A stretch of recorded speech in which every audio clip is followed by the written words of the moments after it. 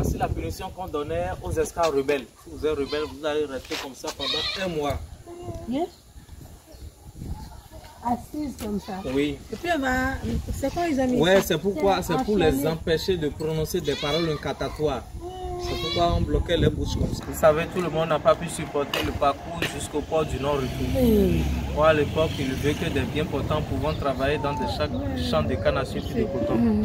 Et si vous n'êtes pas bien portant, si vous êtes malade, faible, fatigué, mort, on les jetait tous dans la fosse, ayant pour profondeur 10 mètres de profondeur. On les enterrait vivants.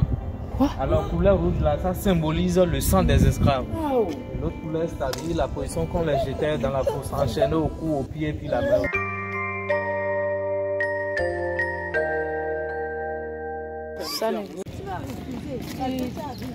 Ici, c'est la mairie de Ouidah. La mairie de Ouidah. Non, tu as ma présentation de canaux. Il y a la mairie là. Il y a la plaque ici, la mairie de Ouidah. Monsieur Amouzou, bonsoir. Ouais, comment allez-vous? Ça va. Le guide a chargé de vous faire visiter les 6 étapes de la route des esclaves. Alors sur la route, nous avons 6 étapes. La première étape ici, on appelle ça la place Tchacha. Tchacha. Encore appelée la place des enchères. C'est la première place. Oui. D'accord, là où... C'est-à-dire le marché des esclaves. Et la véritable place des enchères est située à Savi parce que Savi était la capitale de Quéda. Normalement, on devrait dire Quéda, mais compte tenu de la mauvaise prononciation des colonisateurs français, c'est pourquoi Quéda est devenu Ouidah. Ouidah. Sinon, le nom authentique de la ville, c'est Quéda. Quéda. Ouais, Quéda. Les Anglais disaient Waïda à l'époque. Les Portugais, les Danois, les Hollandais disaient Keida, Juda, Fida. Alors ici, c'est pour Francisco Félix de Souza. C'est un Portugais. Et c'est lui le représentant du roi Agadia ici à Ouidah. Alors toute la maison que vous voyez ici, ça fait partie du patrimoine de Francisco Félix de Souza. L'architecture, ça reste la même, ça n'a pas changé jusqu'à maintenant. L'arbre que vous voyez ici, on appelle ça le figuier blanc, ça fait plus de 500 ans déjà. L'arbre a été planté par le roi Agadia. Ça, l'arbre là, 600 ans. Ok. Ça peut aller? Oui, ça va. Alors les esclaves quittaient Abomey pour Ouidah ici. On les enchaînait. On les donnait à manger une seule fois par jour. Du pain sec et de l'eau. Ils faisaient 3 mois avant d'arriver ici. Une fois ici. Arrivé ici, on les marquait au fer chaud dans la maison que vous voyez là-bas. Ici. Vous avez payé, moi, il faut une marque de distinction. Arriver à la destination pour l'on distinguer. On doit les marquer au fer chaud avant de continuer les chemins jusqu'au port du Nord-Retour. Alors, c'est Francisco Félix de Souza, c'est lui seul qui est privilégié avec le roi Agadia et qui faisait les trocs ici. Avec les miroirs, les canons, les fusils, les tabacs, les montres, les whisky, etc., etc. Un petit miroir maintenant vaut 10 braves hommes et 15 femmes à l'époque. Un petit miroir. Que Dieu me pardonne. Ouais. Donc les autres Européens faisaient les trocs dans les forts respectifs. À Ouidah ici, nous avons 5 forts. Nous avons le fort français, nous avons le fort anglais, nous avons le fort portugais, le fort danois et puis le fort hollandais.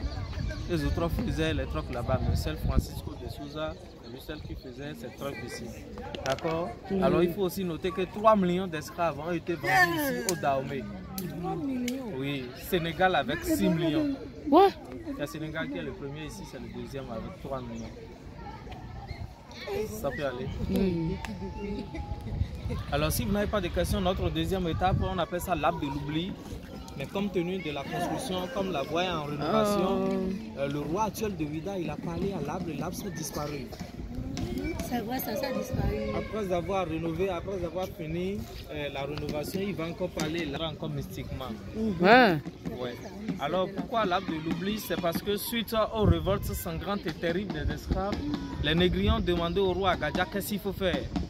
Les malins qui sont, ils ont dit qu'ils vont planter l'arbre. L'arbre a été planté mystiquement. Arrivé là-bas, les femmes tournaient autour de l'arbre 7 fois Et puis les hommes tournent autour de l'arbre 9 fois, juste pour oublier les passés, les origines, les coutumes, les familles, tout et tout. Alors la question qu'il faut poser maintenant, s'ils ont véritablement oublié les passés. Ils n'ont pas oublié parce que quand nous irons en Haïti, au Brésil, en Europe, en Amérique, on voit encore les Noirs qui pratiquent le vaudou. Donc cela voudra dire qu'ils n'ont pas oublié les passés, les origines, les coutumes, etc.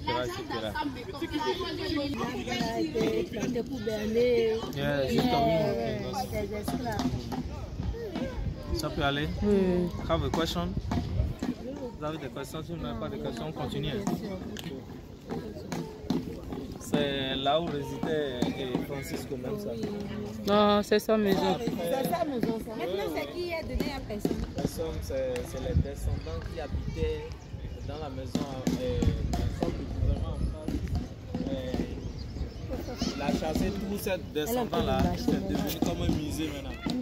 Et à visiter bientôt. Avant le 10 janvier, je crois qu'ils vont finir tout. Non, les gens vont visiter. Voilà. Ça peut aller.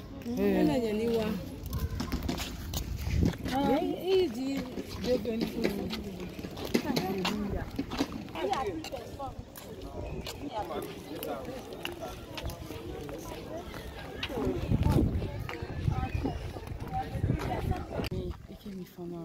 Il a visité le lieu des esclaves.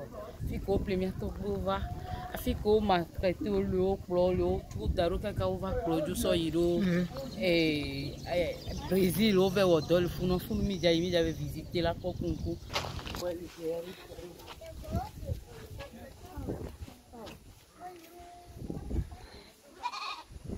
Alors ici c'est la troisième étage, on appelle ça la case de Soumaï. Avant, ils ont une seule barque, une seule navire, et la barque ne peut pas les embarquer tous en Europe et puis en Amérique. On les gardait tous dans la case ici. On les stockait tous dans la case ici. Et quand vous êtes dans la case, vous êtes désorienté. Vous êtes déboussolé. Vous ne savez pas là où vous êtes.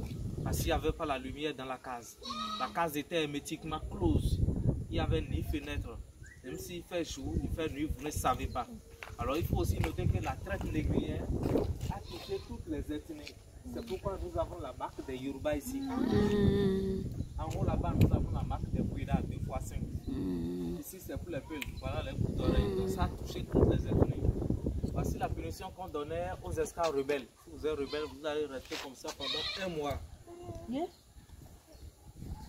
Assise comme ça. Oui. Et puis on va. C'est quoi ils ont mis? Ouais, c'est pourquoi, c'est pour les empêcher de prononcer des paroles incantatoires. C'est pourquoi on bloquait les bouches comme ça. Pour manger, on les donne à manger une seule fois par jour. Vous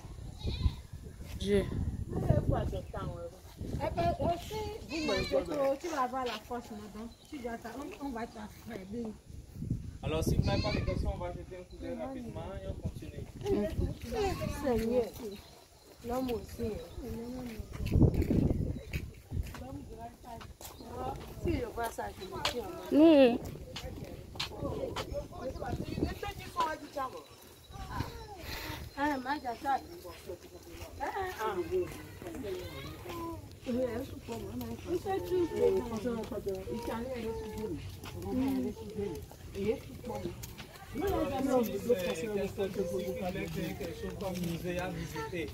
Et il n'a pas encore inauguré. Et l'image là nous montre au temps de l'esclavage comment elles sont enchaînées. C'est cela veut dire que l'esclavage est aboli, mais pas totalement aboli. Parce qu'aujourd'hui nous avons d'autres nouvelles formes d'esclavage. Voilà. Ici là, ça nous montre l'abolition de l'esclavage. C'est au temps du roi Agadia, l'arrêt de 1708 à 1732. Le symbole du roi c'est le bateau. Nous avons 14 rois d'armée ici. Oui.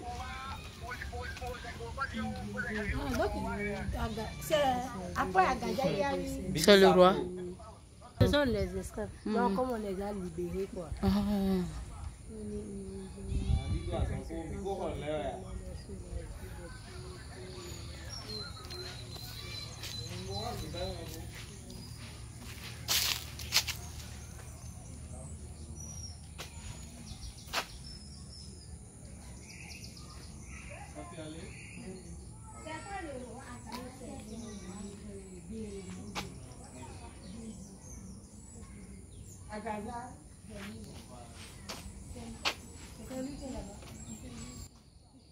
C'est lui qui vend les gens.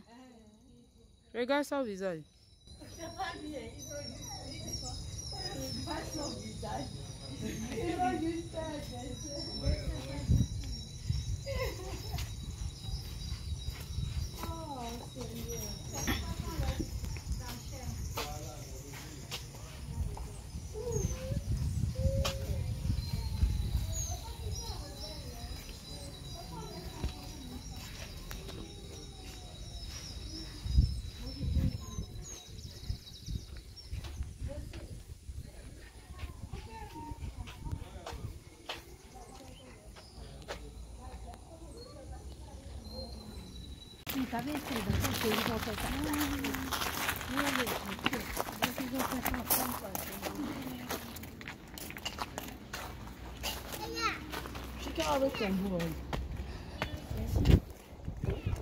Alors ici, c'est la 4e étape. Ici, on appelle ça la fosse commune.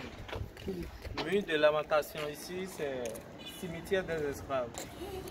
Vous savez, tout le monde n'a pas pu supporter le parcours jusqu'au port du Nord-Retour. À l'époque, il veut que des bien portants pouvant travailler dans des champs de canne à sucre et de coton. Et si vous n'êtes pas bien portant, si vous êtes malade, faible, fatigué, mort, on les jetait tous dans la fosse, ayant pour profondeur 10 mètres de profondeur. On les enterrait vivants. Alors, couleur rouge, là, ça symbolise le sang des esclaves. L'autre couleur, c'est-à-dire la position qu'on les jetait dans la fosse, enchaînée au cou, au pied, et puis la main aussi. De façon succincte, c'est un peu... Seigneur. J'imagine. Tu ne peux pas t'enfuir. Non. Si tu es malade, on va pas te donner médicaments. C'est pourquoi Mais je parle de dans la... Tu as parlé, on va sortir. Tu vois pour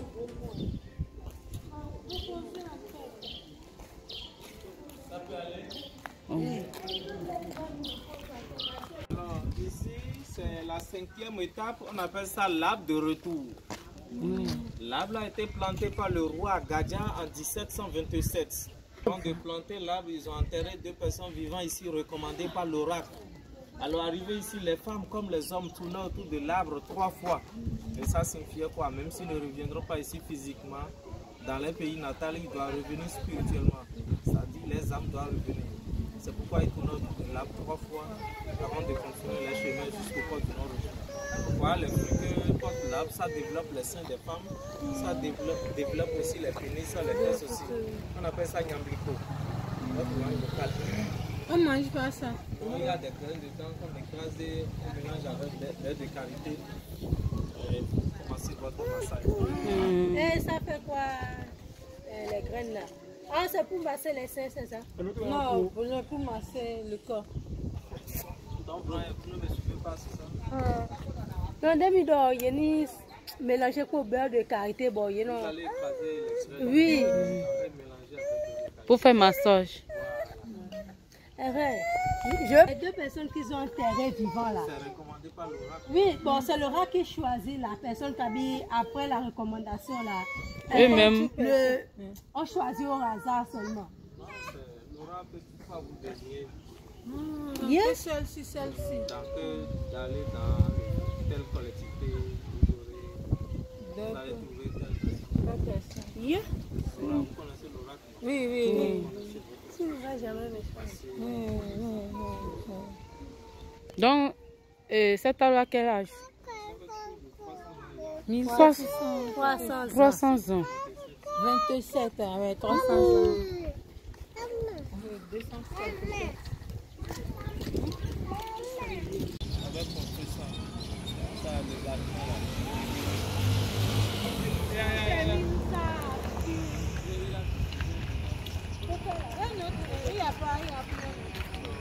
Il n'y a plus de retour pour les esclaves.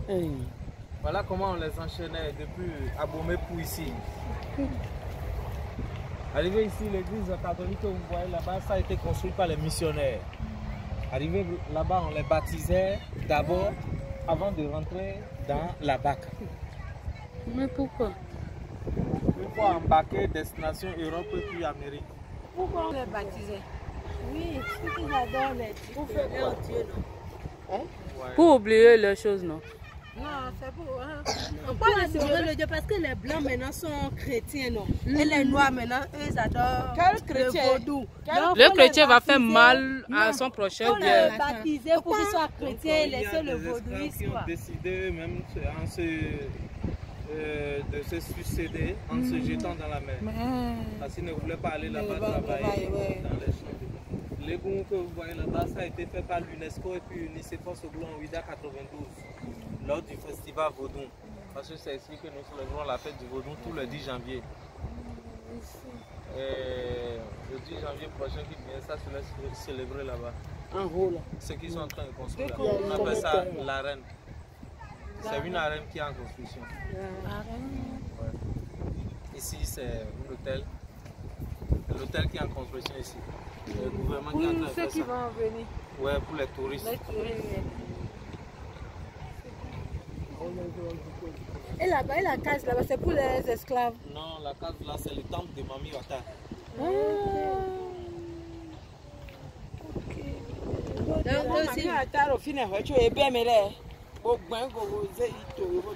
Là-bas, c'est la porte des missionnaires et le grand mémorial du jubilé de l'an 2000. Oui, le jubilé de l'an 2000.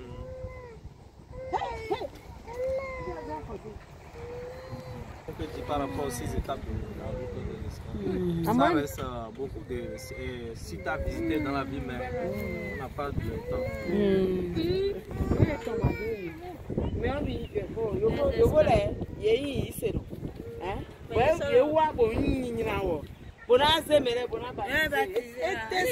doit avoir le consentement de la personne. Sa volonté, non? Ouais, tout droit, mais là, il y a plus de recettes. Allez, plus droit,